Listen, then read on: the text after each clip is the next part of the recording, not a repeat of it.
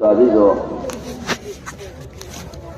دنیا میں محنت ہر شخص کر رہا ہے، لیکن ہر شخص اپنی محنت میں کامیاب نہیں ہے۔ لوگ سمجھتے ہیں محنت سے ضرورت پوری ہو گئی، میں کامیاب ہو گیا، میں مالدار ہو کر کامیاب ہو گیا۔ اللہ نے بڑے مالداروں کو ہمارے سامنے ہرا کر کے دکھلا دیا ہے کہ یہ کامیابی نہیں ہے، یہ کامیابی کا راستہ نہیں ہے۔ تجارت میں، زراعت میں، حکومت میں، ملازمت میں، تمام نقشوں میں تم سے بڑے بڑے نقشے والوں کو اللہ نے کامیاب کر کے دکھلا دیا اور یہ ثابت کر دیا قرآن میں کہ یہ ناکامیوں کا راستہ ہے اور یہ سب ناکامی کی انتہا کو پہنچے ہیں۔ اور یہ ناکامی صرف نہیں بلکہ ابدی ناکامی آخرت میں، کہ اگر اس دنیا میں رہ کر اللہ کو نہ پہچانا اور اس دنیا میں رہ کر آخرت کو نہ بنایا تو ہمیشہ کی ناکامی ہے۔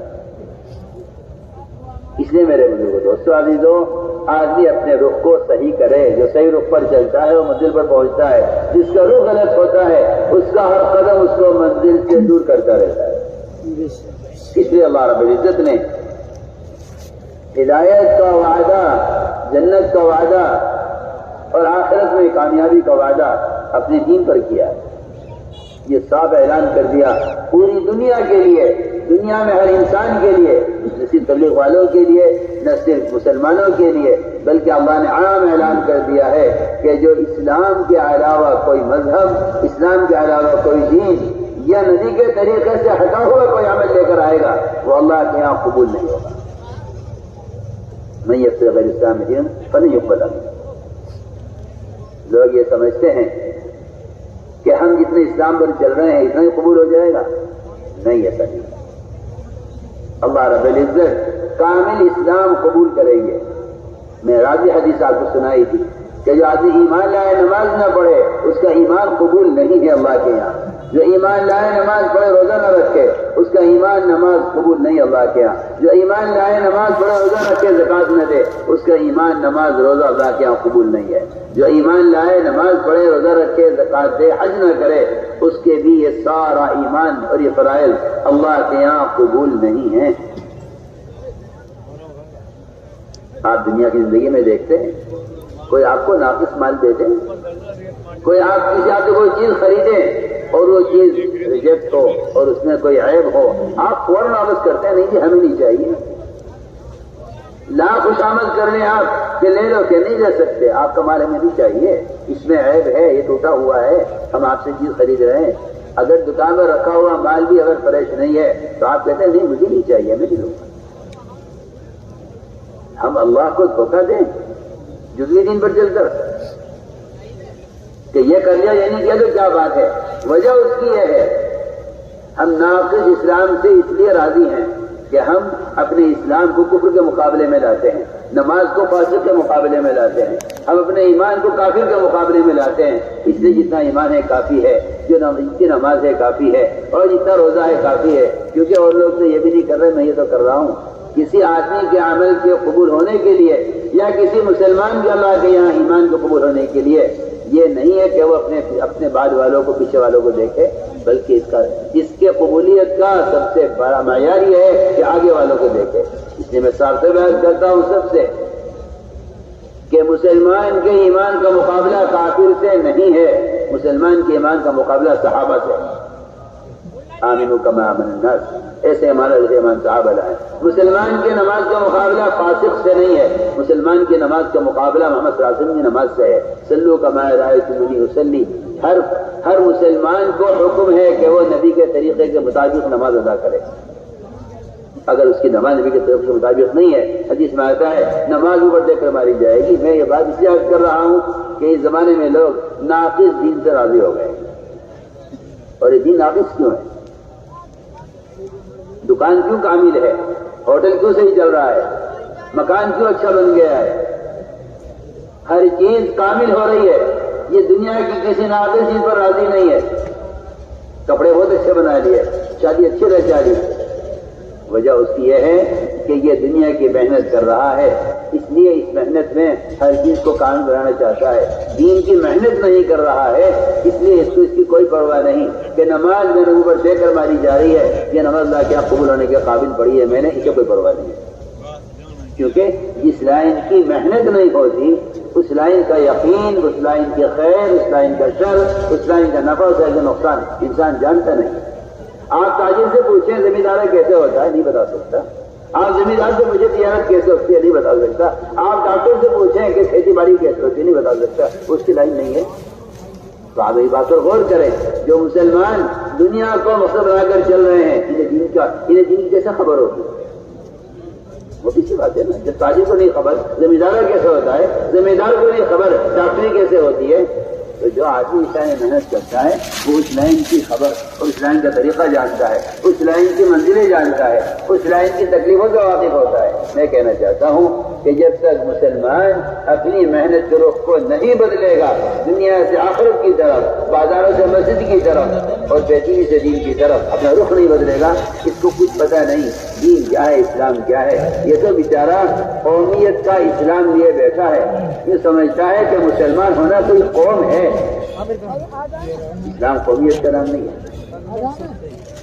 اسلام قومیت۔ میں تم سے کہہ دوں اسلام ملک کا نام بھی نہیں ہے۔ اسلام اس دھوکے میں لوگ پڑے ہوئے ہیں، اسلامی ممالک کو اسلام سمجھتے ہیں۔ میں اللہ کی قسم کھا کر کہہ سکتا ہوں اسلامی ممالک بھی اسلام نہیں ہے۔ اسلام کیا ہے؟ ہر فرد کا اپنی ذات سے اللہ کے فرائض کو نبی کے طریقے پر پورا کرنا اور ہر مسلمان کا سر سے لے کر پیر تک سنت کے رنگ میں رنگنا، اللہ کی قسم اس کے علاوہ کسی اور چیز کو اسلام کہنا یہ اللہ تعالیٰ کو دھوکہ دینا ہے۔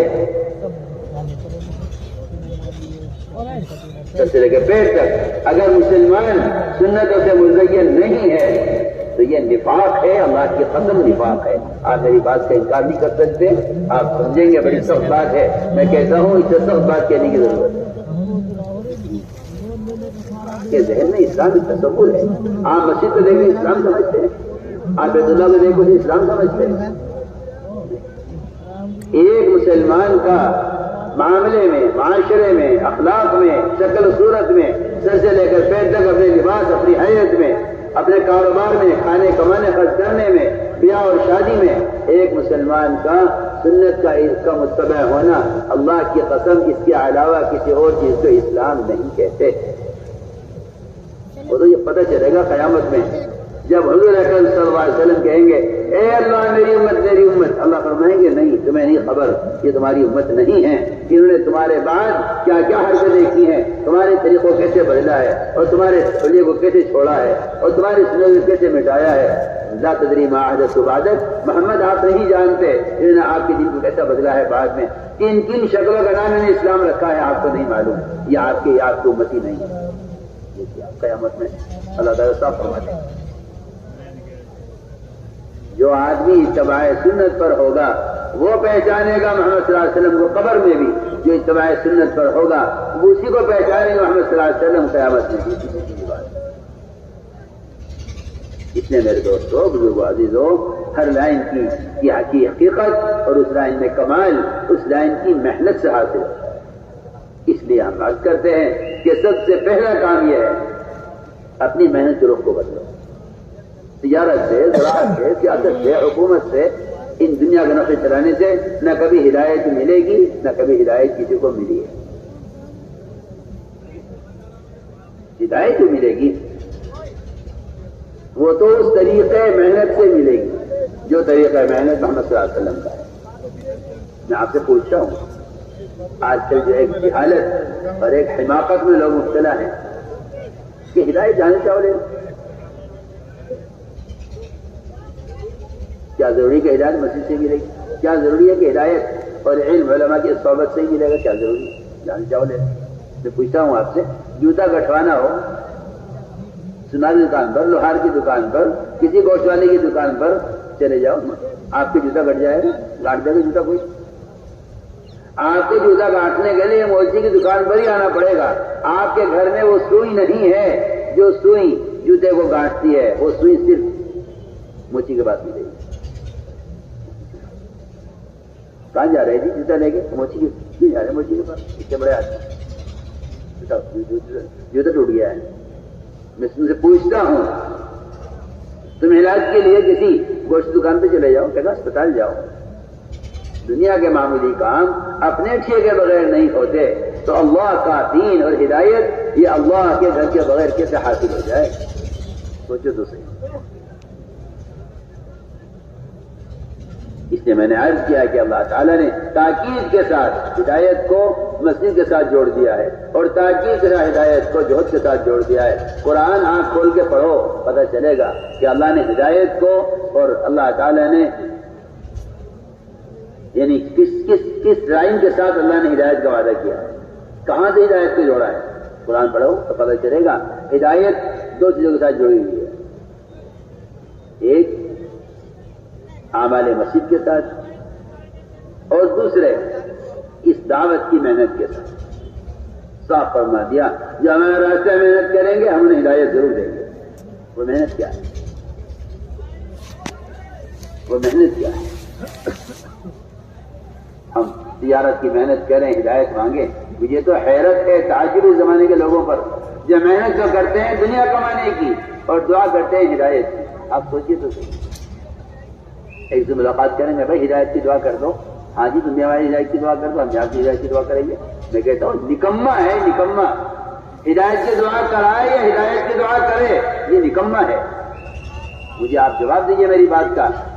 ایک آدمی تجارت نہ کرے، دعا کرے کہ اللہ مجھے نفع دے دے، مجھے بتائیے روزانہ کتنے پیسے کما لے گا؟ بولو ذرا ہاں نہ کرو، میری بات کا جواب دو۔ زراعت نہ کرے، بیج نہ ڈالے، کھیت نہ جوتے، ہل نہ چلائے، کھاد نہ دے، پانی نہ دے، گھر بیٹھا رہے، کچھ نہ کرے، اللہ سے دعا کرتا رہے اللہ مجھے گھر غلہ دے دے، مجھے 10 من غلہ دے دے، مجھے 100 من غلہ دے دے، مجھے بتائیے آپ اسے پاگل کہیں گے کیا کہیں گے؟ بولو ہاں نہ تو کرو گے، بولو ہاں نہ کرو گے۔ ہے کوئی دنیا میں دکھا دو کوئی ایک آدمی تم میں سے کوئی بیٹھا ہو گھر میں تھوڑے زمین کو حال پہ اور دعا کرے بیٹھ کے گھر میں، اے اللہ مجھے 100 من غلہ دے دے، میں تو نہیں کرتا کاشتکاری، تو مجھے غلہ دے دے۔ بتاؤ کوئی ہے نا تمہارے جواب میں؟ کوئی ہے؟ پھر کیوں نہیں میری بات سمجھ میں آتی تمہارے کہ ہدایت دعا سے مل جائے گی؟ محنت کرو تجارت کی، ہدایت دعا سے مل جائے گی، محنت کرو ذمہ داری کی، ہدایت دعا سے ملے گی۔ یہ بات جس دنیا سے اللہ کو نفرت ہے، جس کو اللہ نے ہلاک کرنا طے کیا ہے، جو اللہ کی نظر میں مچھر کے پر کی حیثیت نہیں رکھتی ہے، اس کے لیے تو کہتے ہیں میاں صرف دعا سے کام نہیں چلے گا، آپ کو محنت بھی کرنی پڑے گی۔ اور جو دین اللہ کا محبوب ہے، جس پر جنت کا وعدہ ہے، اس کے بارے میں کہتے ہیں محنت کیا کرنی، دعا کرو۔ بھلے میری بات سمجھ میں آ رہی نہیں آ رہی؟ سوچو، گشت لوگ ہو گئے تو کیوں؟ نکلنے ہو گئے تو کیوں؟ آپ مجھے بتائیے، کوئی ہے تم میں ایسا کس لوگ گشت کرتا ہو، لوگوں سے کہتا بھائی دکان پہ چلے جاؤ، بھائی دکانیں کھول لو، بھائی چلے جاؤ کھیتی پہ چلے جاؤ، دیکھو کھیتی سوکھ جائے گی، بھائی پانی دے دو جا کے؟ کوئی ہے تمہیں جو گشت کرتا ہو اس کے لیے؟ بتاؤ۔ کوئی ہے جماعت کسی گاؤں میں ہو، کسی حلقے میں ہو تمہارے، جس لوگ اٹھ کے گشت کرتی ہو، لوگوں کے پاس جا کے انہیں ترغیب دیتی ہو کہ تجارت کر لو، دکانیں کھول لو، کھیتیوں پہ چلے جاؤ؟ جس کام کو کرنا نہیں ہے اس کے لیے لاکھ ترغیب دیتے رہو، جس کام کو کرنا ہے اس کے لیے کسی ترغیب کی ضرورت نہیں ہے۔ تو میرے دوستو سب سے بنیادی بات یہ ہے کہ کامیابی کے لیے اور ہدایت کے لیے اللہ رب العزت نے اس امت کو ایک کام دیا ہے۔ جس طرح محمد صلی اللہ علیہ وسلم امت کی ہدایت کے لیے دین لے کر آئے ہیں، ایسے ہی آپ نے امت میں دین کے باقی رکھنے کے لیے اور امت میں دین کے باقی رہنے کے لیے اللہ رب العزت نے ایک طریقہ محنت بھی دیا ہے۔ ایسا نہیں ہے کہ ہر زمانے میں اس زمانے کے اعتبار سے ہدایت ملے گی۔ میں کہتا ہوں اس زمانے کے لوگ بھی عقلیں ماری گئی ہیں، میں خوب جانتا ہوں، خوب سمجھتا ہوں، خوب جانتا ہوں، خوب سمجھتا ہوں۔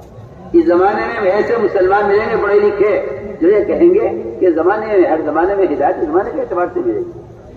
میں کہتا ہوں کہ یہ نبی کی سنت کے منکر ہیں اور یہ صحابہ کرام کے طریقے کے منکر ہیں اور یہ صحابہ کرام کے اقوال کو جانتے نہیں ہیں، جبکہ صحابہ سے بھی اور ائمہ مذاہب سے بھی یہ بات ثابت ہے۔ وہ فرماتے تھے کہ اس امت کے بعد والے سدھر نہیں سکتے اور امت کے بعد کی اصلاح ہو نہیں سکتی جب تک امت بعین ہی وہ نہ کرے جو امت کے پہلو نے کیا ہے۔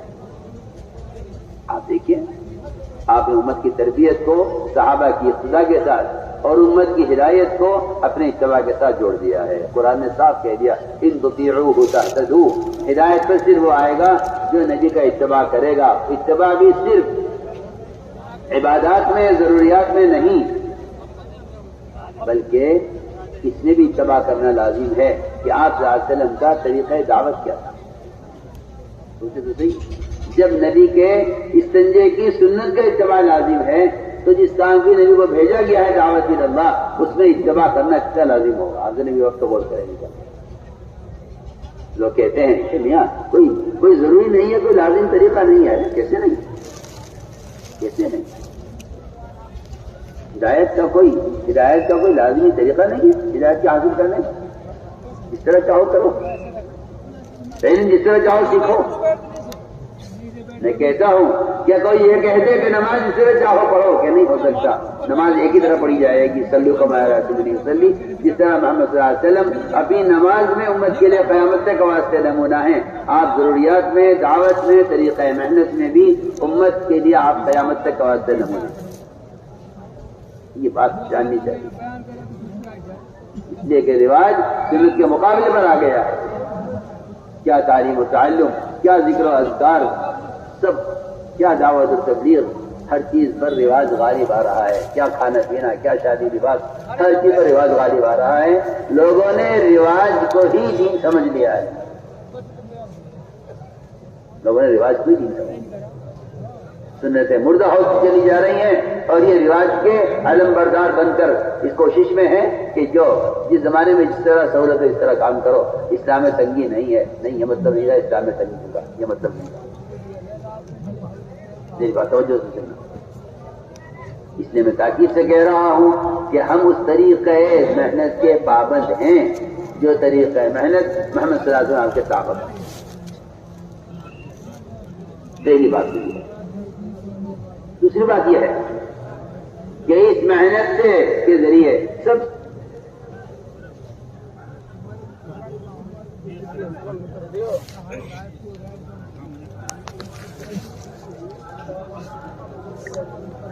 دے کر کے لوگوں کو معروفات پر آمادہ نہیں کرتا تو ایمان کی تکمیل نہیں ہوتی۔ ایمان کی تکمیل نہیں، ایمان کا کمال مجموعی کی اصلاح پر ہے۔ یہ لکھا ہے علماء نے، آپ دوسروں کو آمادہ کریں، اس سے آپ کے ایمان میں کمال پیدا ہو۔ تبلیغ میں گرج اس لیے ہے کہ آپ لوگوں کو آمادہ کریں اس غرض سے کہ میں اپنے ایمان میں کمال چاہتا ہوں۔ آپ غور کیجیے، عمر بن خطاب رضی اللہ تعالیٰ عنہ فرمایا میرے بعد کوئی نہیں ہو سکتے تو عمر نبی ہو سکتے تھے۔ ایسی تعداد ہے، لیکن لوگوں کی گلیوں میں اور راستوں میں اور بازاروں میں ہاتھ پکڑ پکڑ کر لوگوں سے کہتے تھے تھوڑی دیر کے لیے مسجد میں آ جاؤ، اپر ایمان لے آئے۔ بتائیے تو صحیح، اس زمانے میں تو یہ کام ایک زائد چیز اور غیر ضروری یا مباح کے درجے میں رکھ دیا جائے اس کو، اور وہاں عمر بن خطاب جیسا عشرہ مبشرہ میں سے ہیں، نبوت کی صلاحیت رکھتے ہیں، اگرچہ نبی نہیں ہو سکتا آپ کے بعد کوئی نبی نہیں، جو آپ کے بعد نبوت کا دعویٰ کرے وہ جھوٹا ہے، لیکن اس کے باوجود عمر رضی اللہ تعالیٰ عنہ وہ گلیوں میں راستوں میں پکڑ رہے لوگوں کو کہہ رہے آ جاؤ ہمارے ساتھ، پڑھ دیکھ ایمان لے آ کر اپنا۔ اور پھر یہ فرمایا کرتے تھے کہ یہ کام میں اس لیے کرتا ہوں تاکہ میرے ایمان میں زیادتی ہو۔ یہ تم سب کو بتا رہا ہوں میں کہ عمر رضی اللہ تعالیٰ عنہ ان ملاقاتوں کے بعد یہ کہتے تھے کہ میں یہ کام اس لیے کرتا ہوں تاکہ میرے ایمان میں کمال پیدا ہو۔ سید العلماء معاذ بن جبل وہ گشت کرتے تھے لوگوں پہ اور ایمان کے لیے گشت کرتے تھے۔ میں کہتا ہوں کہ نماز، ایمان اور علم ہمیں صحابہ کا گشت ان تین کاموں کے لیے ملتا ہے، کیونکہ یہ تین بنیادی فریضے ہیں، علم اور ایمان اور نماز۔ نماز اسلام کا رکن ہے، علم وہ فریضہ ہے جس پر سارے اعمال کا مدار ہے۔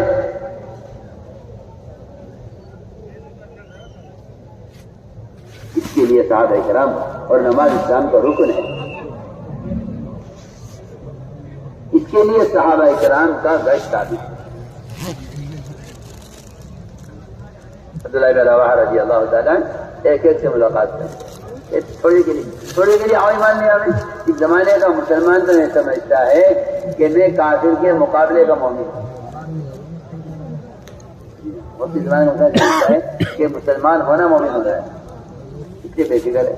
اس زمانے میں صحابہ بھی یہ سمجھتے تھے کہ ایمان لانا اس کو نہیں کہتے کہ آدمی بہت اسلام میں آ جائے، یہ ایمان لے آیا، کہتے یہ تو اسلام لے آیا۔ میری بات ذرا توجہ کرو میری بات کی طرف۔ اسلم و تسلم ہے غیروں کے لیے اور ایمان والے کے لیے ہے، اے ایمان والے تم ایمان لاؤ۔ اغیار کے لیے اسلام کی دعوت ہے، مومن کے لیے ایمان کی دعوت ہے۔ مجھے تو یہ اور یہاں ہاتھ ہاتھ گھرے بیٹھا ہے کہ ہے ایمان تو ٹھیک ہے مسلمان۔ علم اور ایمان دو ایسی چیزیں ہیں جو سیکھ کے بغیر حاصل نہیں ہے۔ اسے تاکید سے عرض کر رہا ہوں کہ گشت ہماری ایسی ضرورت ہے اور ہماری ایسی یعنی ضرورت کا فریضہ ہے کہ ہر مسلمان کی اس کی ضرورت ہے، اور اس کے بڑھانے کا راستہ یہ ہے کہ لوگوں کو گشت کے ذریعے سے لوگوں کو مسجد میں آنے پر آمادہ کرو۔ دیکھو میرے دوستوں، میں عرض کر چکا ہوں ہر چیز کے بننے کی جگہ متعین ہے۔ آپ بیمار ہیں تو اسپتال میں آپ کو رکھا جائے گا، وقت پر دوا ملے گی، وقت پر غذا ملے گی، ڈاکٹر بار بار دیکھیں گے۔ بالکل اسی طرح جس طرح جسمانی صحت کے لیے اسپتال کا ماحول ضروری ہے علاج کے واسطے، ایسے ہی مسجد کا ماحول ضروری ہے۔ ہم ایمان کے بیماروں کے لیے، معاملات کے بیماروں کے لیے، اخلاق اور معاشرے کے بیماروں کے لیے، نماز میں سستی کی بیماری کے لیے، زکات ادا کرنے میں سستی کی بیماری کے لیے، جتنی بیماری ہمارے اندر ہے روحانی، ان سب کا علاج بھی مسجد کے علاوہ اللہ کی قسم کہیں نہیں ہے۔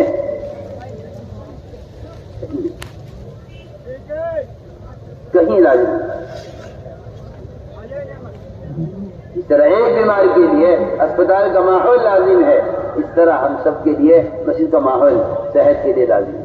آپ دیکھیں بیمار آتے تھے آپ کے پاس، اسلام کو قبول کریں گے، نماز نہیں پڑھیں گے، زکات نہیں دیں گے، روزہ نہیں رکھیں گے، دین کی محنت نہیں کریں گے، جہاد نہیں کریں گے، ان سارے فرائض سے انکار۔ جیسا مسلمان اس زمانے کا مسلمان ہے کہ وہ نماز کے بغیر بھی مسلمان، روزے کے بغیر بھی مسلمان، ایسا اسلام وقت ثقیف چاہتا تھا کہ ہمیں ایسا اسلام چاہتے ہیں ہم کہ فرائض تو ادا نہیں کریں گے، ہم زبان ہو جاتے ہیں، کلمہ پڑھیں گے۔ آپ نے کیا فرمایا؟ آپ نے فرمایا انہیں مسجد میں رکھو۔ ارے سنو تو صحیح، انکار کرنے والوں سنو تو صحیح، فرمایا مسجد میں رکھو، یہ نہیں فرمایا 5 منٹ تعلیم میں بیٹھ جایا کرو۔ تم تاجر ہو، تجارت کرو، آ جائے تو نماز کے لیے نہیں، یہ نہیں فرمایا۔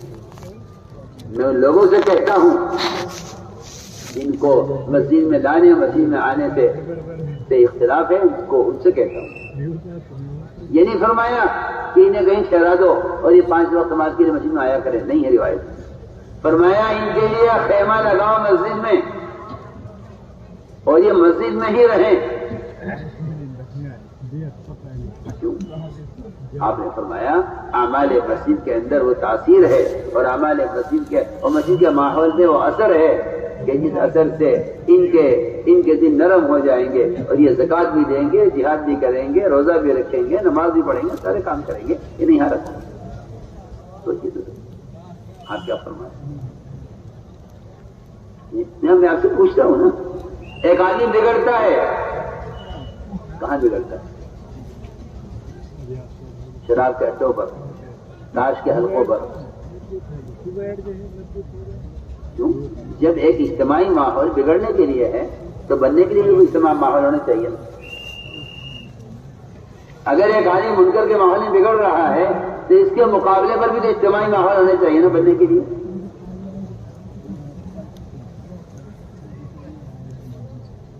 چنانچہ حضور اکرم صلی اللہ علیہ وسلم کا طریقہ یہی ہے کہ آپ صلی اللہ علیہ وسلم نے نئے آنے والوں کو مسجد کے ماحول میں رکھا. چور سے چوری ہو گئی, مسجد کے سوزن سے باندھ دیا. سمامہ آئے, فرمایا مسجد میں باندھ دو. کیوں؟ کیا سزا کے لیے باندھا تھا؟ نہیں, نہ سزا کے لیے باندھا تھا, نہ مجبور کرنے کے لیے باندھا تھا. ہم یہاں رکھ کر دیکھنا چاہتے ہیں, ہم یہاں رکھ کر دیکھتے ہیں اور تمہیں دکھلاتے ہیں کہ یہ اس ماحول میں رہنا دل کو کیسا بدلتا ہے اور دل کو کیسا پلٹتا ہے. دیکھیے آپ سمامہ بن اسال کو ایسے آ کر نظر دیکھتے تھے جیسا کوئی ڈاکٹر اسپتال میں روزانہ مریض کو دیکھتا ہے. نہیں بھائی, ابھی آج اور رہنے کی چھٹی نہیں کرنی ہے. کیوں بھائی ایسا اسپتال میں ہے, کچھ آنا تو کرو, تم سن رہے میری بات نہیں سن رہے. سمامہ بن اسال کو مسجد میں رکھا, وہ کہتے مجھے قتل کر دو مگر میں نماز نہیں پڑھوں, میں دین پور نہیں کروں. فرمایا نہیں, ابھی رہنے دو. اگلے دن پھر آئے, پھر نظر دیکھی ڈاکٹر کی طرح. فرمایا نہیں, آج اور رہنے دو. 3 دن جب پورے ہو گئے, فرمایا بس کام ہو گیا, ٹھیک ہو گیا, کھول دو اس کو, کھول دو. کھولا, وہ نکلے, باغ میں گئے, جا کے غسل کیا, پاک صاف کپڑے پہنے, واپس آئے اور آ کر دین قبول کر لیا. اس دین کے علاوہ کوئی دین نہیں ہے. آپ غور تو کیجیے میں کیا کہہ رہا ہوں. ماحول اور مسجد کا ماحول کا مطلب یہ نہیں ہے کہ تم کسی زاویے میں اور کسی جو ہے کونے میں جا کے بیٹھ جاؤ. نہیں, میں کہتا ہوں اللہ کی قسم کھا کر کہ تربیت, ہدایت اور اللہ کے تعلق کے پیدا ہونے کا اور دلوں کی ظلمتوں, دلوں کی زیروں کے پورا ختم ہونے کا, جن دلوں پر مہریں لگی ہوئی ہوں کفر کی, ایسی چیزوں کو توڑنے کا اگر کوئی جگہ ہے تو آپ سوچیے. طفیل ابن عمر دوسی رضی اللہ تعالیٰ کانوں میں روٹ گھسے ہوئے تھے کہ مجھے یہ بات سنی نہیں. خوف بھی تھا, ڈر بھی تھا آپ کی بات کا. کہتے میں نے اچھی طرح اپنے کانوں میں روئی ٹھوس لی تاکہ میرے کان میں بات نہ پڑے. کان بند کر کے میں مسجد میں داخل ہوا. جیسے ہی میں نے پیر رکھا مسجد میں, اندر سے میرے دل نے کہا طفیل بات سننی چاہیے, جو پڑھا لکھا آدمی ہے, اچھے برے کلام سے واقف ہے, لیکن ان کی بات سننے میں کس طرح یہ بات سنیں. آپ سوچیں مسجد سے باہر تو یہ حال ہے کہ مجھے بات سننی نہیں, اور مسجد میں قدم رکھتے ہی اندر سے دل کہہ رہا ہے ان کی بات سننی چاہیے. فرماتے ہیں میں نے کوئی روئی نکالی کان سے اور میں نے آپ کی بات سنی اور اسلام نے قبول کیا, اور میں نے کہا کہ میں اپنی قوم کو جا کر دعوت دی. میرے عزیزوں, میں تمہیں وہ مثالیں دے رہا ہوں کہ اللہ کی قسم, پھر اللہ کی قسم, کوئی گنجائش نہیں ہے. قرآن حدیث کو اگر آنکھ کھول کے پڑھو تو کوئی گنجائش نہیں ہے کہنے کی کہ ہدایت کیسے مل جائے گی. ہدایت سے ملنے کی جگہ صرف مسجد ہے, صرف مسجد. ہمارے گھر کا موضوع ہے یہ کہ لوگوں کو منکرات کے ماحول سے, کفر شرک کے ماحول سے, ظلمتوں کے گناہوں کے ماحول سے اور منکرات کے ماحول سے ایسے نکال کر لاؤ جیسے کہیں سیلاب آ جائے اور لوگوں کو پانی سے بچا کر خشکی میں لایا جا رہا ہو, یا کہیں آگ لگ جائے لوگوں کو بھڑکتی آگ سے بچا کر باہر نکالا جا رہا ہو. میں کہتا ہوں کہ اگر تمہیں ایک نماز چھوڑنے پر ایک خود جہنم میں جلنے کا یقین ہو جائے تو تمہارے گشت اس طرح ہوں جیسا کہیں آگ لگ جائے اور وہاں لوگوں کو بچا کر نکالا جا رہا ہو. اس کیفیت پر تمہارے گشت آ جائیں اگر تمہیں اس سے یقین ہو دل سے کہ ایک وقت کی نماز چھوڑنے والا ایک خود جہنم میں جلے گا. تو بس اس نیت سے, اس یقین سے کیا کرو کہ ہم لوگوں کو جہنم سے بچانے کے لیے گشت کر رہے ہیں. ابھی تو کیا بتاؤں میں, ابھی تو آپ لوگ اس کام کو ایک تنظیم کی نظر سے دیکھتے ہیں, ورنہ گشت مالیہ صاحب کا ملفوظ ہے. گشت ریڑھ کی ہڈی کی طرح ہے.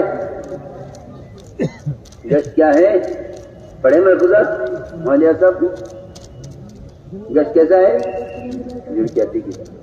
کیا لڑکی ہڈی, کیوں کہا لڑکی ہڈی؟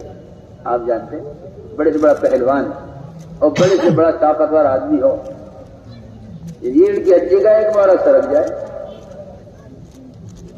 ریڑھ کی ہڈی کی ایک مہرا سرک جائے, ایک جوڑ ہل جائے, بتائیے کیا حال ہوتا ہے. نہ پیشاب کر سکتا اٹھ کر, نہ پخانہ کر سکتا, بستر پر پڑا رہے گا. پیشاب پخانہ بستر پر کرتے ہیں وہ لوگ, جن کی ریڑھ کی ہڈی میں فرق آ جاتا ہے ان کا نہ پیر اٹھتا ہے، نہ ہاتھ اٹھتا ہے، نہ سر اٹھتا ہے، کچھ نہیں، حرکتیں نہیں کر سکتے. آپ جانتے ہیں جتنے اعضاء ہیں ان سب اعضاء کی حرکت صرف ریڑھ کی ہڈی کے صحیح ہونے پر موقوف ہے.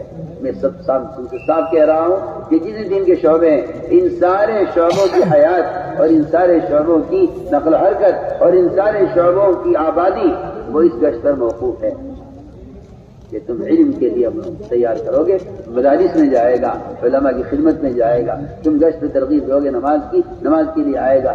یہ جتنے بھی اسلام کے شعبے ہیں یہ سارے شعبے اس گشت سے آباد کرنے مقصود ہیں.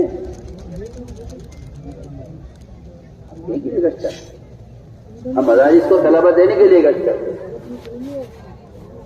ہم علماء اور اہل حق کو امت کی تربیت کے لیے ان عوام کو گشت ذیل کی طرف متوجہ کرنے کے لیے گشت کرتے ہیں.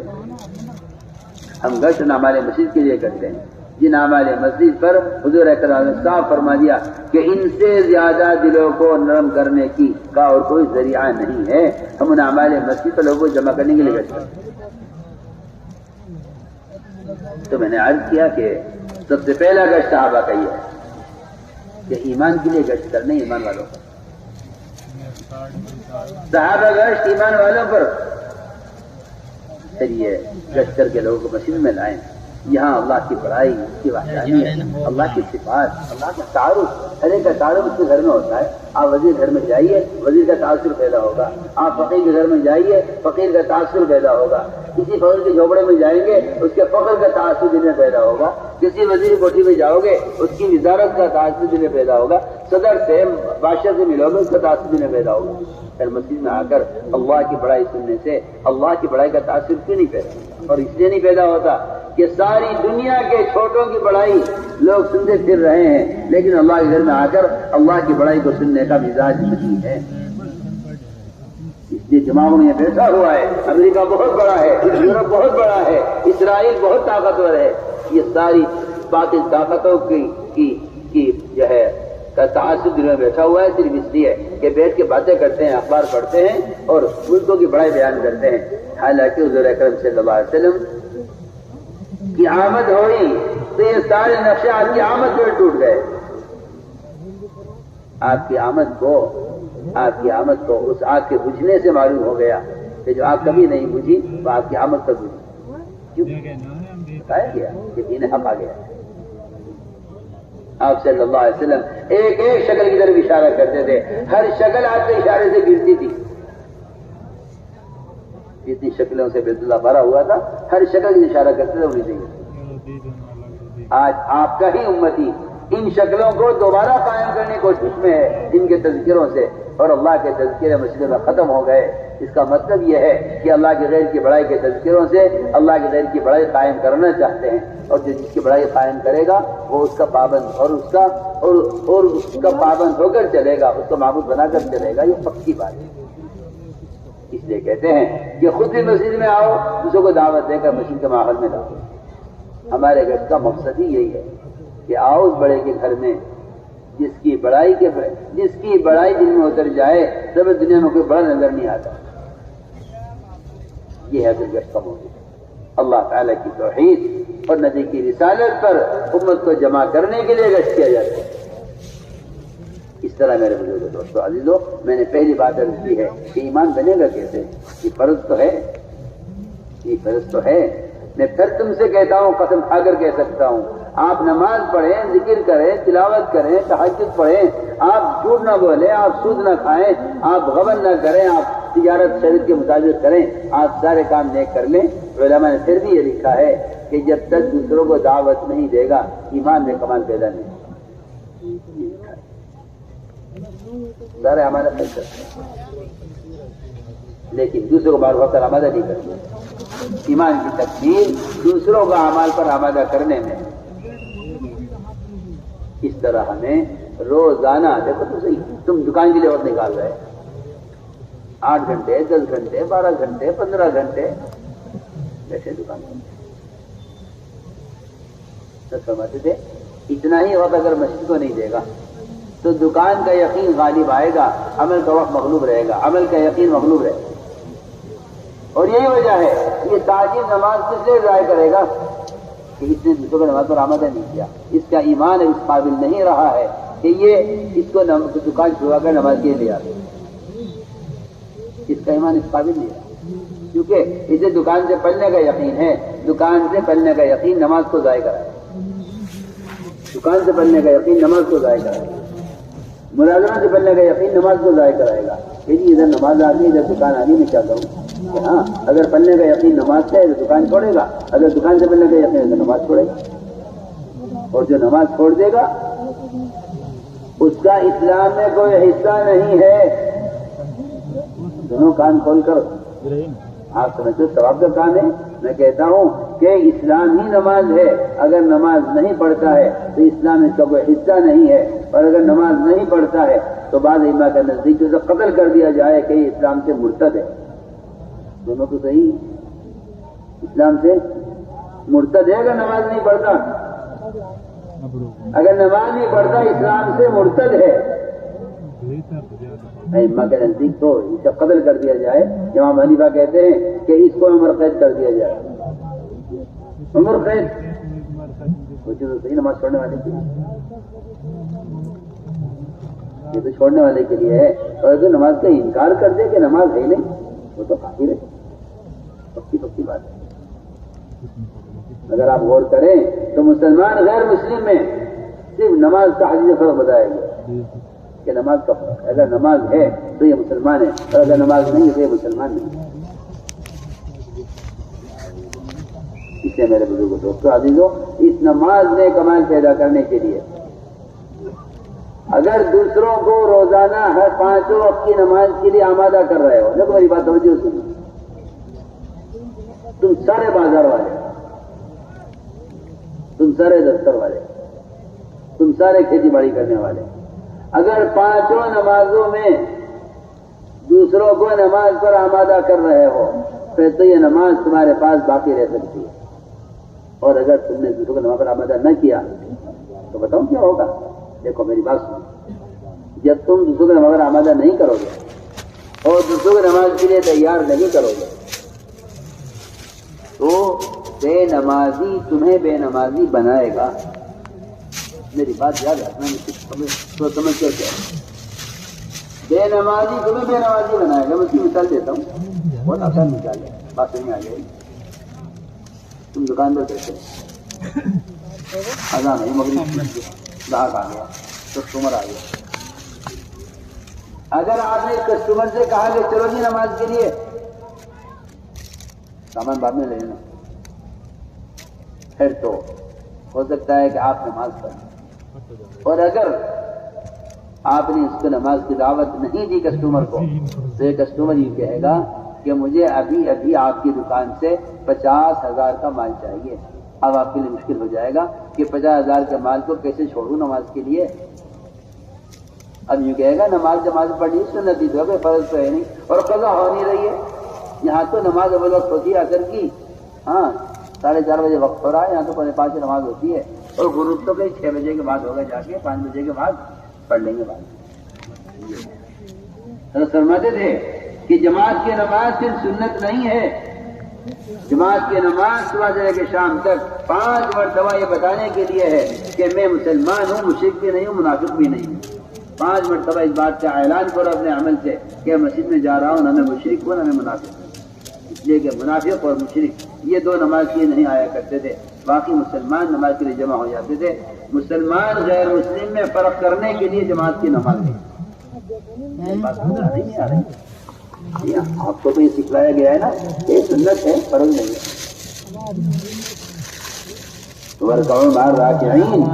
نماز پڑھو، نماز پڑھنے والوں کے ساتھ قرآن حکم دے رہا ہے، اگر چاہنا آپ کے نزدیک واجب کے قریب ہے، بعض کے نزدیک فرض ہے، بعض کہتے ہیں فرض ہے، جماعت سے نماز پڑھنا فرض ہے۔ اگر نماز جماعت سے نہیں بڑی نماز ضائع ہوگی۔ میں بہت اچھی مثال آپ کو دے رہا ہوں، اگر آپ نے سمجھ گئے،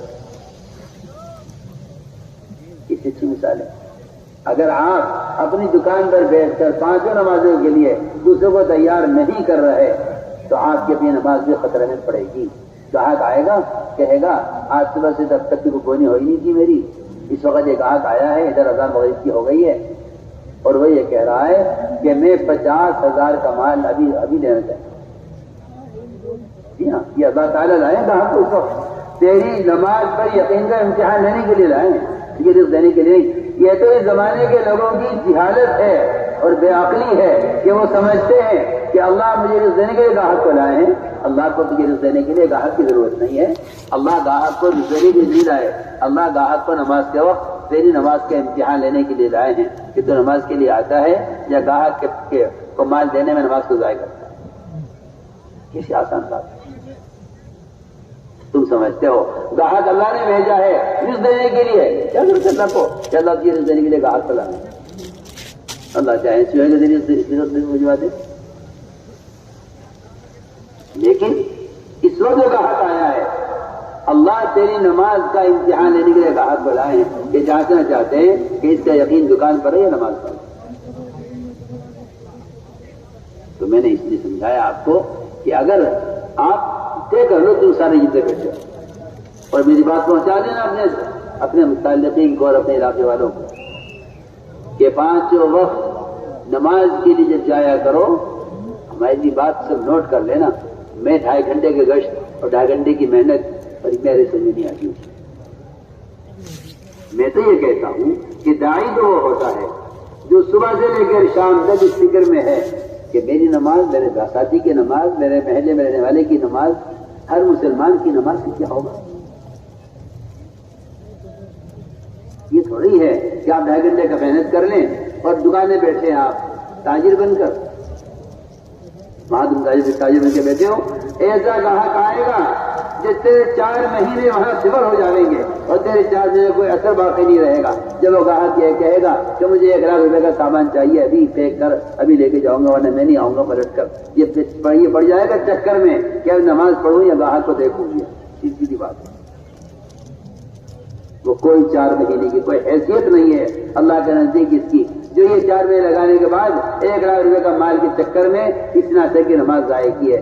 حدیث میں آتا ہے جو عصر کی نماز کو ضائع کر دے اس کے پچھلے سارے اعمال ضائع ہو جاتے ہیں. سارے اعمال برباد ہو گئے, ایک عصر کی نماز قضا کر دے. اس لیے کہہ رہا ہوں کہ تم دکان پر بیٹھے ہو, دکان پر آنے والوں کو دعوت دو. 5 وقت کی نماز کے لیے جاؤ مسجد کی طرف. اگر واقعی نماز کے ذریعے ایمان میں کمانا چاہتے ہو اور نماز کو ایمان پہ لانا چاہتے ہو اور نماز کے فریضے پر ایمان لانا چاہتے ہو تو اس کے لیے ایک ہی شرط ہے کہ آپ مسجد جاتے ہوئے سب کو دعوت دیتے ہوئے اور راستے میں راہگیروں کو اور جو تمہیں مل جائے مسلمان دکان پر بیٹھا ہوا راستے میں چلتا ہوا سب کو نماز کی دعوت دیتے ہوئے اگر تم جا رہے ہو پھر تو تمہاری نماز محمد صلی اللہ علیہ وسلم کی نماز اور آپ صلی اللہ علیہ وسلم کی دعوت کے ساتھ ہے. اور اگر آپ کا خیال یہ ہے کہ اسے پڑھنی ہوگی پڑھ لے گا تو یہ تو کوئی نبی کا طریقہ ہے دعوت نہیں. ایک بات ہے کہ نماز کو اس طرح نماز کی دعوت کراؤ.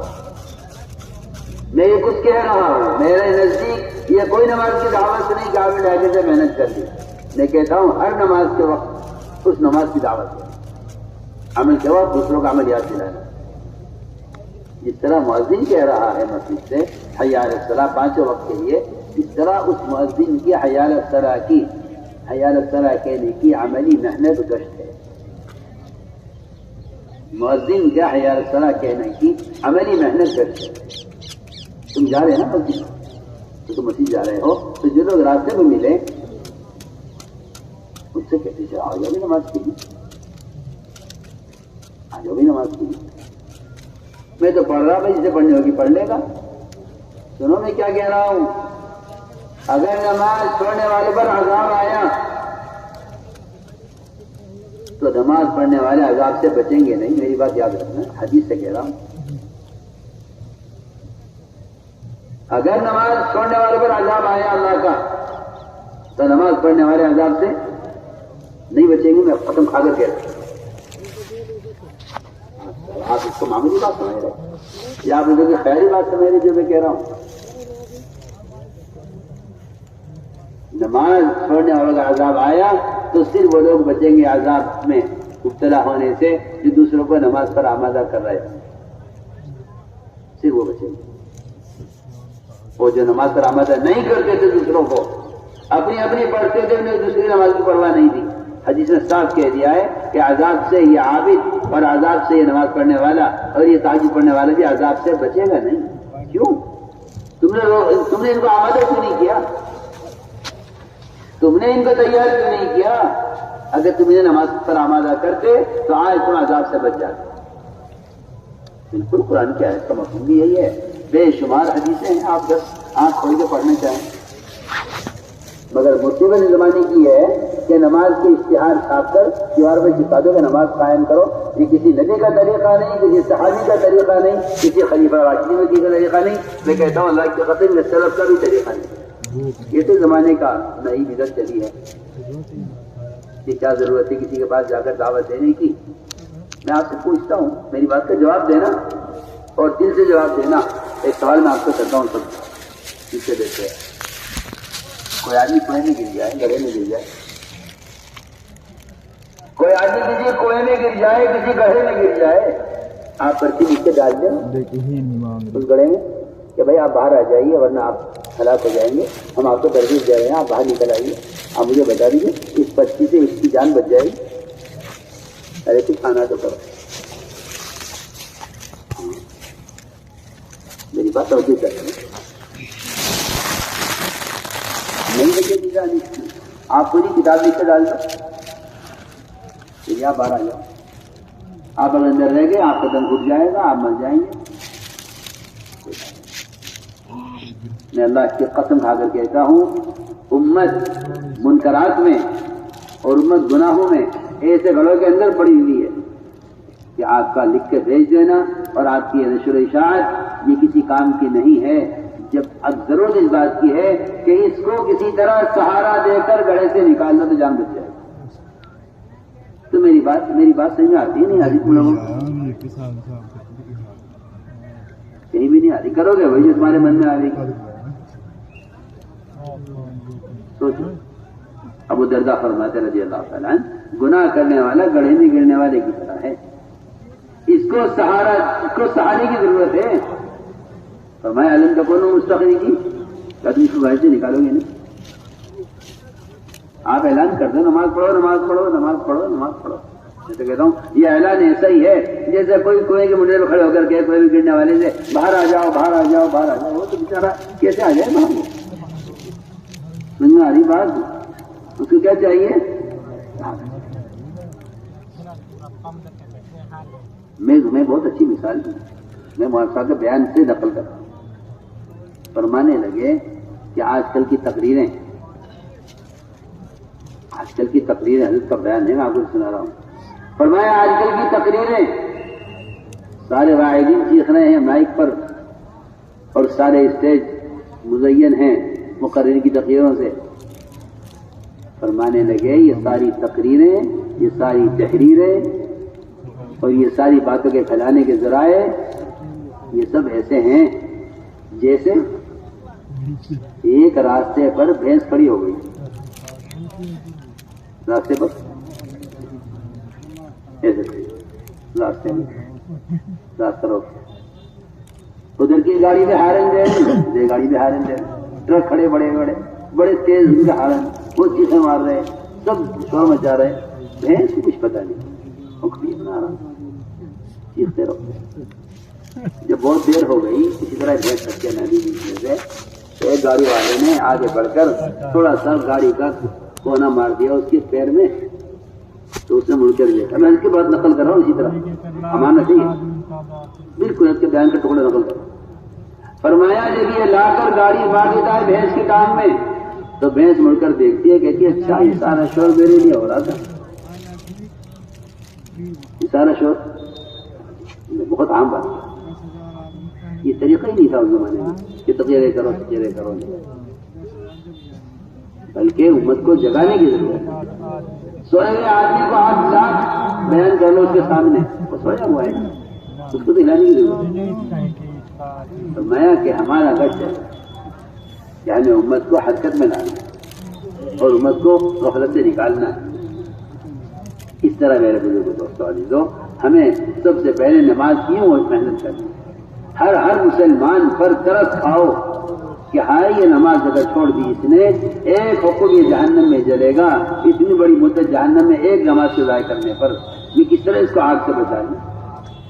کہیں آگ لگ رہی ہو، کس طرح لوگوں کو بچایا جاتا ہے، کس طرح وہاں جو ہے وہ پولیس حلقہ لگا لیتی کہ جو آگ نہیں آنے دے گی لوگوں کو بچانے کے لیے۔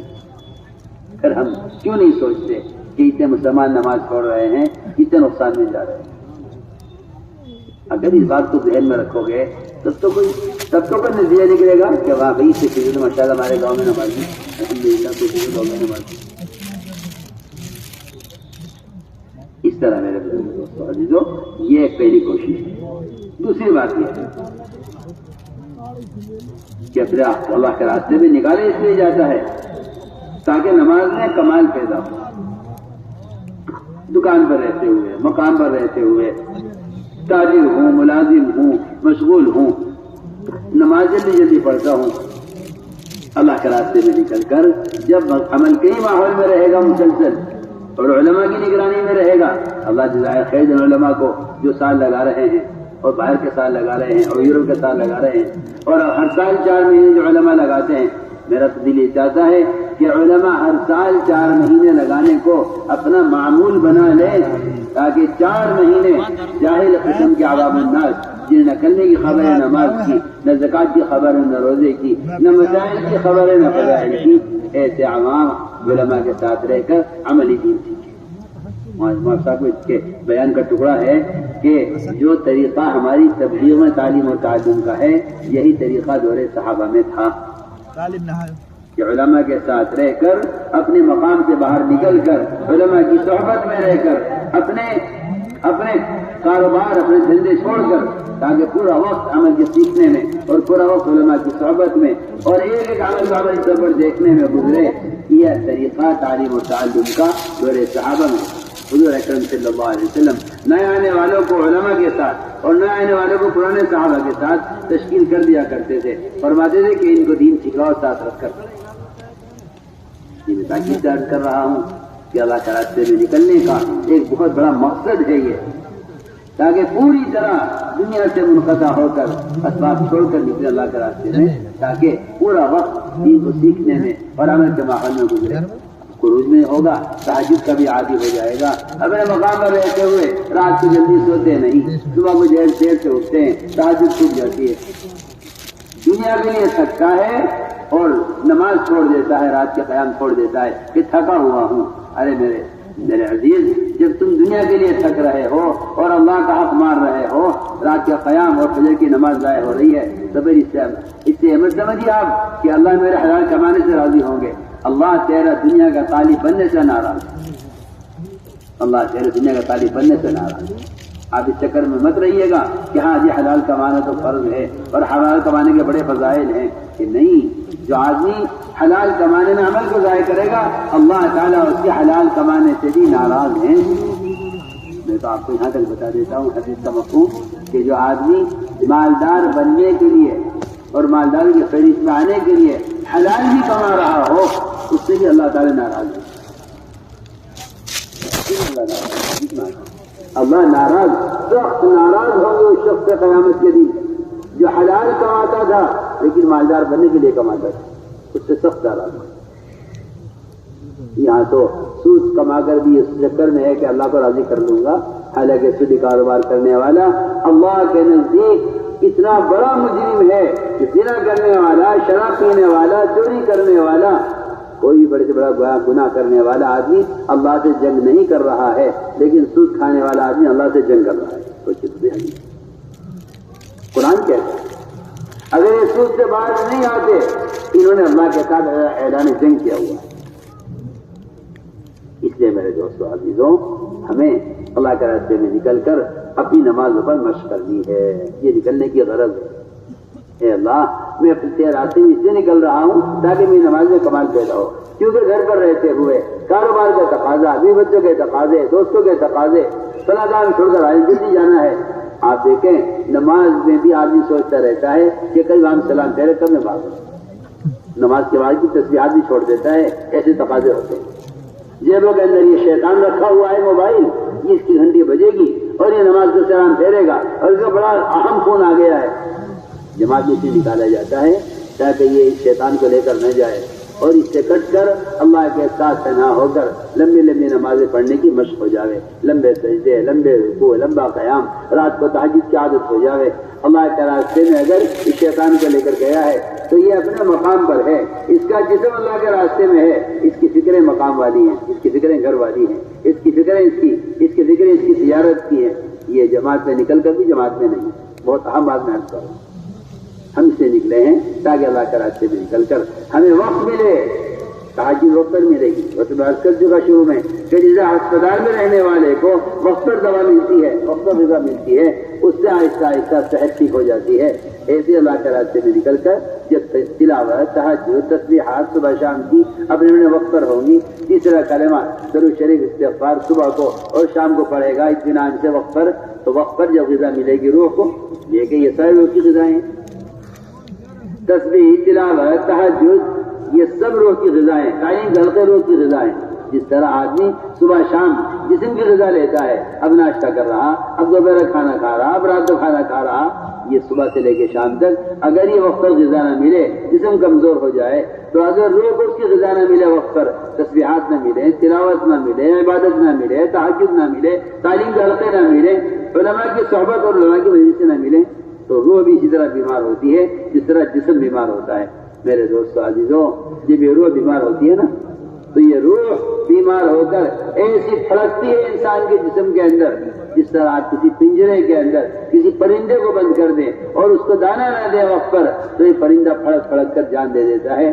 یہی لوگ خودکشی کرتے ہیں جو روح کو غذا نہیں پہنچاتے، ان کی روح ان کے جسم کے پنجرے کے اندر تڑپ تڑپ کر جان دے دیتی ہے۔ اور لوگ یہ کہتے ہیں نا جی مون بھڑک رہا ہے اور جی گھبرا رہا ہے اور اذیت ہو رہی ہے اور آدمی پریشان ہے، تو ساری پریشانی اس کی ہے کہ روح کو اس کی غذا نہیں مل رہی، روح کو اس کی غذا۔ یہ تو پرندہ ہے نا آپ کے جسم کے پنجرے میں، آپ پنجرے میں گھر میں پرندہ رکھ لیجئے، آپ اس کو دانا مت دیجیے، کھانا مت دیجیے، دیکھیے کیا حال ہوتا ہے، جیسے پڑ کے رہو اندر۔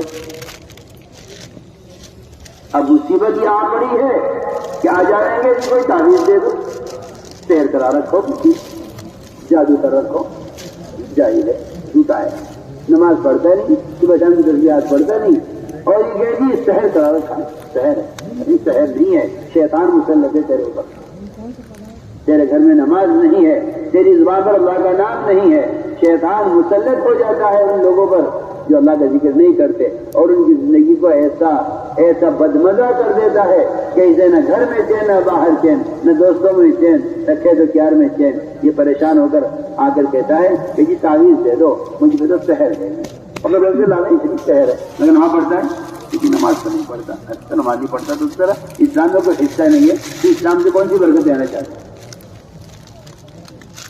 سب کا یہی حال ہے، سب کا یہی حال ہے، نہ نماز پڑھتے ہیں وقت پر، نہ ذکر کرتے ہیں، نہ تلاوت کرتے ہیں، اور کہتے جی کسی نے سحر کر رکھا ہے، کوئی نقص دے دو بنا کے، کوئی تعویذ دے دو کوئی، اور ٹھیک ہو جاؤں گا۔ ارے کیسے ٹھیک ہو جائے گا؟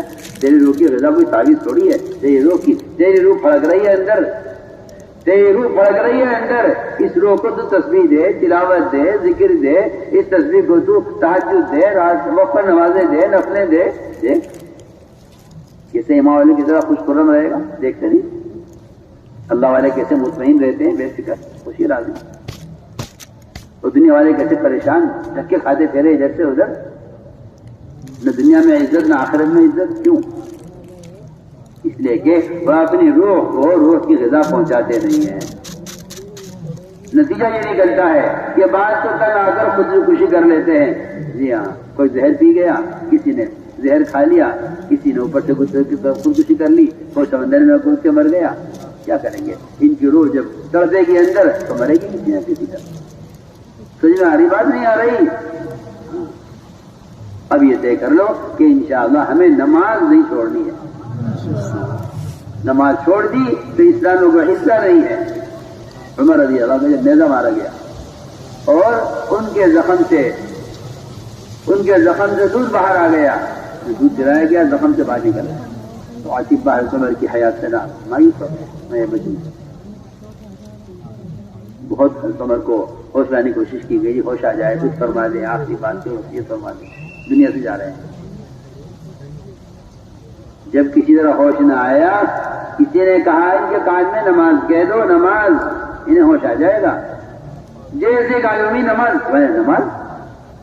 نماز تو وہ عمل ہے، کسی کی زندگی میں نماز نہیں، اس کے اسلام میں کوئی حصہ نہیں. آپ ذرا غور کریں اس بات پر. کسی کے نیزہ مارا گیا ہو اور وہ پار ہو گیا ہو معدے سے، اور معدے میں تک سوراخ پہنچ گیا ہو اس سے زخم کا، آپ بتائیے اس کی بے ہوشی کیسی ہوگی؟ کسی ہوگی بے ہوشی اس کی؟ میں پھر بھی آپ سے کہتا ہوں کہ ایک تاجر کی بے ہوشی اس سے بھی زیادہ ہے، ایک زمیندار کی بے ہوشی اس سے بھی زیادہ ہے. وہاں تو عمر کو ہوش آ گیا نماز کے نام سے، یہاں اذان سن کر بھی نماز کے نہیں آتا. بتائیے کس کی بے ہوشی زیادہ ہے؟ بولو ہاں نہ کرو کچھ. وہاں عمر کو اس حال میں بھی ہوش آ گیا نماز کے نام سے، اور یہاں دکان میں بیٹھا ہوا ہے، اذان ہو رہی ہے، لیکن اسے نماز کی ہوش نہیں ہے. میں کہتا ہوں اس تاجر کی بے ہوشی اس آدمی سے بھی زیادہ ہے جس کو نیزہ مارا گیا ہو اور موت اس کے قریب ہو. اس لیے میرے بزرگوں دوستو عزیزو، اس کی کوشش کرو کہ انشاءاللہ نماز پڑھیں گے اور اچھے نمازیں پڑھیں. جتنی اچھی نماز پڑھو گے اتنے اچھے روزے ملے گی، اتنے اچھی نماز. تو سی بات ہے، جو ملازم اچھا کام کرے گا اس کو مالک خوش ہو کر اچھی تنخواہ دے گا، جو کام خراب کرے گا اس کو نکال دے گا وہ ملازمت سے. ارے سجدہ آ رہی نہیں، ہاں وہ ملازمت چھن گئی ہے کائے دعا کرانے کے لیے کہ جی وہ دعا کر دو، ملازمت چھن گئی اور بہت پریشان ہو گئی. کیوں چھن گئی؟ کیا بات ہوگی؟ چلیں گے جی وہ وقت پہ جاتا نہیں تھا، وقت پہ کام کرنے، انہیں نام کاٹ دیا. تو ہونا چاہیے آپ کو جی صحیح. اگر تمہیں تمہارے کارخانے والے نکال کے وقت پر نہ آنے کی وجہ سے، تو کیا اللہ تمہیں نکال نہیں دیں گے اگر تمہیں وقت نماز نہ پڑھی؟ سوچے تو صحیح. اور تمہیں تنخواہ ملے گی؟ تم وقت پر ملازمت پر نہ جاؤ، تنخواہ کٹے گی نہیں کٹے گی؟ پوچھتے ہیں نا ملازم سے کتنی چھٹیاں کی ہیں، کتنی تنخواہ کٹے گی؟ یہ نماز چھوڑ دے اور یہ کہ میری روزی نہ کٹے، اور نماز چھوڑ دے اور اس کے پیسے نہ کٹے، اور نماز چھوڑ دے اس کے گھر میں ڈکیتی نہ پڑے، اور نماز چھوڑ دے اس کی دکان گرتی نہ ہو، اور یہ نماز چھوڑ دے اس کے کھیتی کیڑے نہ لگے. سوچو میں کیا بول رہا. یہ چکر میں ہے کہ میں نماز پڑھوں یا نہ پڑھوں، اللہ روزی دیتا رہے گا. تم دنیا کی کسی فیکٹری کے مالک کو دیکھ لو کہ جی تم تو پیسے پورے دیتے رہو، میں چاہے روزانہ کام پہ آؤں یا نہ آؤں آپ پیسے پورے دیتے رہو. یہ کون سی فیکٹری کا مالک کر لے گا؟ اللہ کا بھی کوئی دستور ہے، اللہ کا بھی تو کوئی نظام ہے. بس طے کر لو کہ انشاءاللہ زمین آسمان کو آ جاوے، چلی جاوے، آسمان زمین کو آ جاوے، نماز نہیں چھوڑیں گے. نہ کاروبار رہے نہ رہے، گھر بار رہے نہ رہے، دکان کھیت کیا رہے نہ رہے، نماز نہیں چھوڑیں گے کسی حال میں. اس لیے کہ جو نماز کو بگاڑتا ہے، نماز میلے کپڑے میں 2 بجے کے ماری جاتی ہے. ایک مست نماز پڑھیے کرو، رکوع سجدے اطمینان سے. میرا بڑا دل خوش ہوا یہاں کے اماموں کی نماز دیکھ کر، بڑا دل خوش ہوا. اطمینان سے نماز ہر مسجد میں یہ معاملہ ہونا چاہیے. آج کے لیے میں مساجد بیچارے جلدی کرتے ہیں نماز میں، اور ان کی تو غلطی نہیں ہے، ان کے پیچھے مقتدی ڈنڈا لیے کھڑے ہیں کہ جلدی پڑھاؤ جی، ہم تو تاجر آدمی ہیں. ارے تم تاجر ہو، تم عابد ہو، اللہ کی بات کرنے والے، تم اللہ کے بندے ہو، تاجر ہو. آپ نے فرمایا حدیث میں کہ مجھے اس بات کی وحی نہیں کی گئی کہ میں تاجر بن کے مال اکٹھا کروں، اس کی وحی کی گئی ہے کہ میں اللہ کی عبادت کروں. مجھے تو اس کی وحی کی گئی ہے اللہ کی عبادت کروں. یہ آتا ہے مسجد میں تاجر بن کر، اسے جلدی ہے. امام صاحب آپ نے یہ والی صورت پڑھی ہے، والی پڑھ لیتے ذرا جلدی نماز ہو جاتی. جی ہاں، کیونکہ اللہ کے سامنے کھڑے ہونے کا شوق نہیں ہے، اللہ تعالیٰ کے سامنے کھڑے ہونے کا شوق نہیں ہے، اللہ تعالیٰ کے سامنے لمبے سجدے کرنے کا شوق نہیں ہے. ورنہ سجدہ کرنے والا رحمان کے قدموں کے درمیان سے رکھے ہوئے. اللہ کیا مزے ہوں اگر کسی کو حقیقت نظر آ جائے، سر اٹھا لگا سجدے سے. وہ تو دکان کو سجدہ کر رہا ہے، اسے کہاں مزہ آئے گا اس سجدے میں؟ اس کا تو دکان اس کا قبلہ ہے. وہ تو کہے جلدی کرو مجھے دکان پہ جانا ہے. شکایت ہے امام سے مقتدیوں کو، امام صاحب نماز لمبی پڑھا رہے ہو. اگر قرآن سننے کا شوق ہوتا، اگر اللہ کے سامنے کھڑے ہونے کا شوق ہوتا، امام صاحب ذرا اور لمبی پڑھا دیتے، مزہ آ رہا تھا نماز میں. عمر رضی اللہ تعالیٰ سورہ یوسف پوری پڑھتے تھے فجر کی نماز میں، کیا مزہ آتا ہوگا. اور آج کل کے ائمہ وہ بیچارے ایک سورت پکڑیں گے اور اس ایک سورت میں 2 رکعت پڑھ دیں گے. جی ہاں، ایک سورت میں، حالانکہ خلاف اولا ہے، خلاف اولا ہے ایک سورت میں 2 رکعت پڑھنا. اور اگر کوئی کہے لمبی پڑھ دو، لمبی کر دی نماز، جیسے آج کل کے لوگ کہتے ہیں کہ امام صاحب نماز لمبی پڑھایا ہے. میں آپ کو بتاؤں لمبی نماز میں قصہ کیا ہوا تھا. سید العلماء مفتی اعظم معاذ بن جبل، انہوں نے عشاء کی نماز میں سورہ بقرہ پوری پڑھی، سورہ بقرہ پوری پڑھی. جی سورہ بقرہ پوری، 1.25 پارہ، 1 رکعت میں 1.25 پارہ. تراویح میں نہیں، عشاء کی نماز میں جو روزانے کی نماز ہوتی ہے. ایک صاحب نے دیکھا نماز لمبی ہو رہی ہے بہت، وہ تھکے ہوئے تھے، انہوں نے الگ ہٹ کر نماز پڑھ لی اپنی اور چلے گئے. حضرت معاذ کی نظر پڑ گئی ان پر کہ یہ نماز الگ پڑھ رہے ہیں. حضرت معاذ نے نماز کے بعد ان سے ملاقات کی اور صاف کہہ دیا کہ آپ منافق ہیں. کیا کہہ دیا؟ آپ منافق ہیں. جماعت سے پڑھی نماز نہیں پڑھی نا جماعت سے، آپ منافق ہیں. انہوں نے جا کے شکایت کی کہ مجھے معاذ نے منافق کہا ہے. بلایا، معاذ کیوں کہا ان کو منافق؟ کہ جی نماز الگ پڑھی جماعت سے ہٹ کر، اس لیے منافق کہا ہے. بات تو ٹھیک ہے. آپ نے یہ نہیں فرمایا کہ معاذ تمہیں کو منافق کیوں کہا. بات تو بالکل ٹھیک ہے، جو جماعت سے نماز میں بڑے منافق ہے. لیکن معاذ سے فرمایا کہ اے معاذ، اتنی لمبی نماز کیوں پڑھائی تم نے؟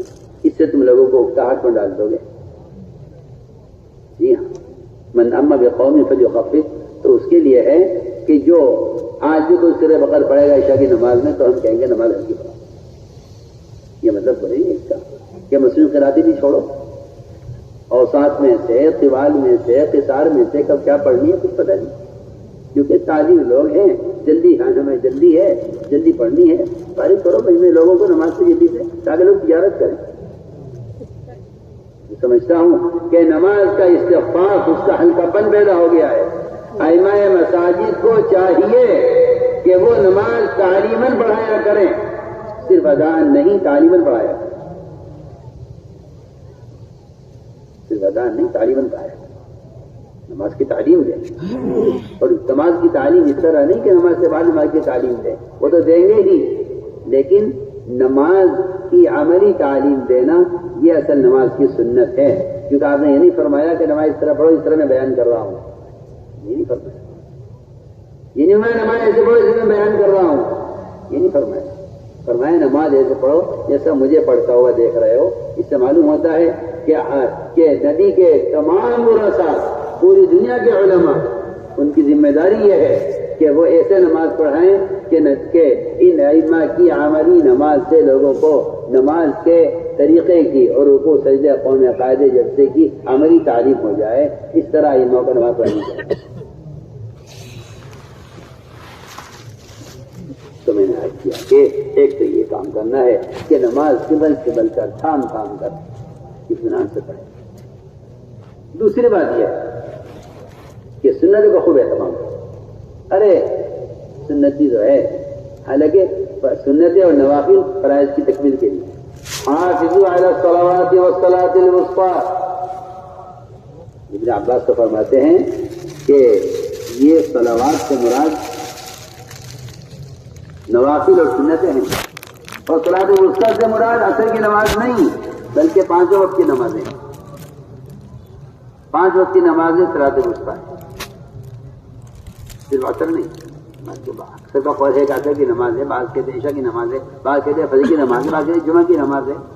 لیکن سب سے بہترین قول یہی معلوم ہوتا ہے اس زمانے کے حالات کو دیکھ کر، جب لوگوں میں سنتوں کا نوافل کا اہتمام ختم ہو رہا ہے اور سمجھتے ہیں فرض کا ادا ہو جانا غنیمت ہے اس زمانے میں، تو صحیح قول یہی معلوم ہوتا ہے کہ صلوات سے مراد سنتیں اور نوافل ہیں. حافظوا علی الصلوات والصلاۃ الوسطیٰ. تو درمیان کی نماز کیا بنے گی؟ درمیان کی نماز فرائض بنے گی. فجر سے پہلے کی سنتیں، درمیان فجر کی نماز. ظہر سے پہلے کی سنتیں، بعد کی سنتیں، درمیان کا فریضہ ظہر کا. عصر سے پہلے کی سنت، عصر کے بعد فریضہ. مغرب سے پہلے، مغرب کے بعد کی سنتیں، مغرب سے پہلے صلاۃ وسطیٰ یعنی مغرب کی نماز. عشاء سے پہلے کی سنت، عشاء کے بعد کی سنتیں، تو عشاء بھی، عشاء کی نماز فریضہ بنے گا صلاۃ وسطیٰ. ابن عباس فرماتے ہیں کہ اس سے صلاۃ وسطیٰ سے درمیان کی نماز یعنی فرائض مراد ہے. اس لیے نوافل کی کثرت سے فرائض کی تکمیل ہوتی ہے. اور نوافل کی کثرت اللہ کے ایسے قرب کا ذریعہ ہے جس سے بندے کے اعلیٰ کا استعمال اللہ کی چاہت پر آ جائے.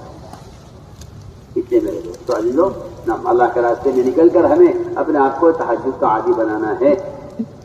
دیکھو، ایک کی آنکھ کھلے سب کو جگا دے، ایک کی آنکھ کھلے سب کو اٹھا دے. یہ نہیں کوئی ضروری نہیں ہے پڑھنا، پڑھے تو پڑھ لے، نہیں. 1 سال تک تہجد صحابہ پر فرض رہی. 1 سال روایتیں 12 مہینے تک صحابہ نے تہجد بطور فرض کی ادا کی. اس کے عادی ہو گئے. آپ نے پوچھا ابو بکر وتر کب پڑھتے؟ آج کیا جی میں وتر عشاء کے ساتھ پڑھ لیتا ہوں. وتر عشاء کے ساتھ پڑھ لیتا ہوں. عمر تم وتر کب پڑھتے ہو؟ کہ جی میرا معمول تو وتر فجر سے پہلے پڑھنے کا ہے. میں رات نہیں پڑھتا ہوں. اور میں عمر اگر آنکھ نہیں کھلے جو ہے، آنکھ کیسے نہیں کھلے گی؟ آنکھ کیسے نہیں کھلے گی؟ میں آپ سے پوچھتا ہوں، آپ کی 4 بجے ٹرین ہو، ٹکٹ خریدا آپ نے 1000 روپے کا. آپ کی فلائٹ ہو، میں نے کہا جی 4 بجے پہنچ جانا ایئرپورٹ، ورنہ 50,000 کا ٹکٹ ضائع ہو جائے گا. بتائیے نیند آئے گی رات کو؟ ارے ہاں نہ تو کرو کچھ. اٹھے گا گھبرا کے، ارے کیا ٹائم ہو گیا، ارے کیا ٹائم ہو گیا، فلائٹ نہ چھوٹ جاوے، ٹرین نہ نکل جاوے. کوئی تو ہاں نہ کرو. اس سے اندازہ ہو رہا ہے کہ نماز کی اہمیت نہیں ہے اور ٹرین کے 5 روپے کی ٹکٹ کی اہمیت ہے. بس نکل جاوے گی، آخری بس ہے اور بس ملنے کی. بتاؤ کیسے بھاگے گا اس کے؟ اس لیے میں کر رہا ہوں کہ اللہ کے راستے میں نکل کر ہمیں خوب تہجد کا اہتمام کرنا. ایک یہاں کھلے اور سب کو جگا دے. رات کا قیام اور تہجد سب سے زیادہ نفس کو کچلنے والا عمل ہے اور سب سے زیادہ علم کو کھولنے والا عمل ہے. اس طرح ہمیں اللہ کے راستے میں نکلنے کی غرض یہ ہے ہماری کہ ہم ان چیزوں میں کمال پیدا کرنا چاہتے ہیں نا. کیونکہ اپنے مقام پر رہتے ہوئے تو دنیا کی مشغولی کی وجہ سے ان چیزوں میں کمال بھی نہیں پیدا ہو رہا ہے اور ان چیزیں عمل میں سے نکل بھی رہی ہیں. ہر سال 4 مہینے اس ارادے سے لگایا کرو. اس طرح ہر لائٹ اور بتی کو 2-4 گھنٹے 4 گھنٹے کم سے کم آتا ہے کہ جی آپ کی کوئی چارجر لائٹ ہے یا کوئی آپ کی بیٹری ہے یا کوئی آپ کی کوئی مشین ہے، آپ اس کو 4 گھنٹے یکسوئی سے لگا دیں. کہاں پر؟ بجلی پر لگا دیں تاکہ چارج ہو جائے. ارے جانتے ہو نہیں، اب تو بہت نماز فارورڈ جا رہی ہے، آگے جا رہی ہے. تمہیں پتہ چلنا چاہیے یدی 4 گھنٹے سے چھڑنا نہیں ہے. 24 گھنٹے میں سے کتنے گھنٹے؟ 4 گھنٹے چارج ہوگی ہے تب چل سکے گی یہ 20 گھنٹے. کیا کہہ رہا انسان ہے جی، آپ کو کم سے کم 6 گھنٹے سونا لازمی ہے، ورنہ آپ کا دماغ خراب ہو جائے گا، آپ کسی کام پہ رہیں گے نہیں. ہاں میں اسی طرح کہنا چاہتا ہوں کہ یہ ہر سال کی جو 4 مہینے ہیں نا، یہ اللہ کے راستے میں نکل کر یکسوئی کے ساتھ چارج ہونے کے لیے کہ یہاں نکل جاؤ سارے کام چھوڑ کر یکسوئی کے ساتھ. تو میں نے عرض کیا کہ اس طرح اللہ کے راستے میں نکل کر ہمیں اپنے قیام، تہجد، تلاوت، ذکر ان کا اپنے آپ کو عادی بنانا ہے.